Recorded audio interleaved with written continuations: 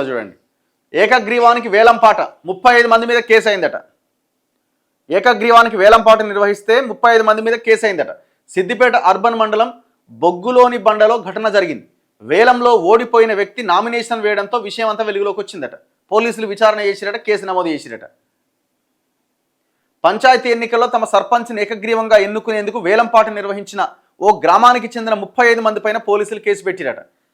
ఇది కూడా ఏంది, ఎన్నో ఒక దగ్గర పెట్టాలి కాబట్టి అది పెట్టి ఉంటారు అంతే. దాదాపుగా ఇప్పటిదాకా 350, 390 పంచాయతీలు ఏకగ్రీవమైనవి. దాదాపు 90% వేలంపాటలే, 90%. మరి ఎన్నిట్ల కేసు పెట్టిరు? ఏదో ఇట్లా తూతూ మంత్రంగా ఒక కేసు పెడతారు, అయిపోతుంది అంతే. ఇది కూడా ఏమవుతుంది, ఏం కాదు.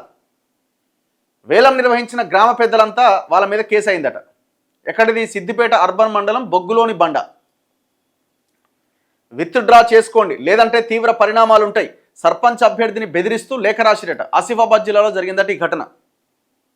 సో ఇట్లా సర్పంచ్లుగా గెలవడానికి, వార్డు మెంబర్లుగా గెలవడానికి ఎన్ని రకాల ప్రయత్నాలు చేయాలో అన్ని రకాల ప్రయత్నాలు చేస్తున్నారు.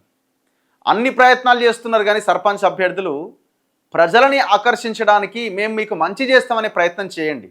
ప్రజలు ఏమైనా మీ దగ్గరికి వచ్చే అవకాశం ఉంది, మిమ్మల్ని పరిగణలోకి తీసుకొని మీకు ఓటు వేసే అవకాశం ఉంటుంది. ఎంతసేపు పైసలు పైసలు పైసలు, మందు మందు మందు, ఎట్ట గెలవాలి.